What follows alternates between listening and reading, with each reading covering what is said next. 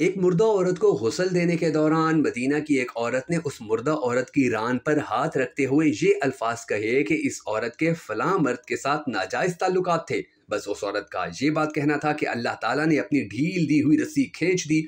जिस औरत को गुस्ल दिया जा रहा था उस औरत का इंतकाल मदीना की एक बस्ती में हुआ था, और गुस्ल के दौरान जूं ही गुस्ल देने वाली औरत ने ये अल्फाज कहे तो उसका हाथ मैयत की रान के साथ चिपक गया।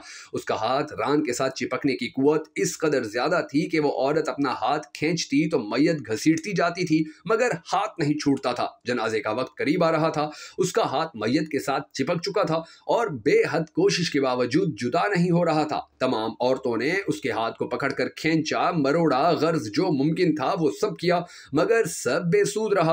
वो दिन गुजरा, फिर रात हुई, फिर दूसरा दिन गुजरा, फिर रात हुई, मगर हाथ ने रान से ना ही अलग होना था ना ही अलग हुआ। लिहाजा उस औरत का उस मुर्दा औरत की रान पर हाथ वैसा ही रहा। अब उस मैयत से बदबू आने लगी थी और उसके पास ठहरना या बैठना मुश्किल हो गया था। मौलवी साहिबान, कारी साहिबान और तमाम इस्लामी तबके से मशावरत के बाद तय हुआ कि गुस्साल औरत का हाथ काट कर जुदा किया जाए और मैयत को उसके हाथ समेत दफना दिया जाए।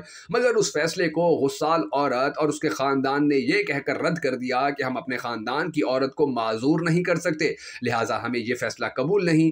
दूसरी सूरत यह बताई गई कि मैयत के जिस्म का वो हिस्सा काट दिया जाए और हाथ को आज़ाद करके मैयत दफना दी जाए। मगर यह मशवरा भी बेसूद रहा, क्योंकि इस बार मैयत के खानदान ने एतराज उठाया कि हम अपनी मैयत की ये तौहीन करने से बहरहाल कासिर हैं। उस दौर में इमाम मालिक मदीना के काजी थे।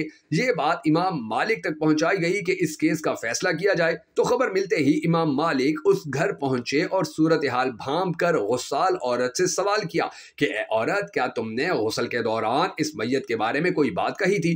तो गुस्साल औरत ने सारा किस्सा इमाम मालिक को सुनाया और बताया कि इसने गुस्ल के दौरान बाकी औरतों को कहा कि इस औरत के फलां मर्द के साथ नाजायज ताल्लुकात थे। इमाम मालिक ने सवाल किया कि क्या तुम्हारे पास इस इल्जाम को साबित करने के लिए गवाह मौजूद हैं?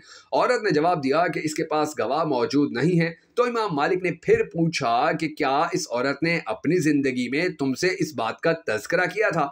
उस औरत की तरफ से जवाब आया कि नहीं, इस मुर्दा औरत ने मुझे ऐसी कोई बात नहीं बताई थी। इमाम मालिक ने फौरन हुक्म सादिर किया कि उस गुस्साल औरत ने चूंकि मैयत पर तोहमत लगाई है, लिहाजा इसको हद मुकर्ररा के मुताबिक 80 कोड़े लगाए जाएं। उनके हुक्म की फौरी तौर पर तामील की गई और 70 भी नहीं, 75 भी नहीं, 89 भी नहीं, बल्कि पूरे 80 कोड़े मारने के बाद उस औरत का हाथ मैयत से अलग हुआ।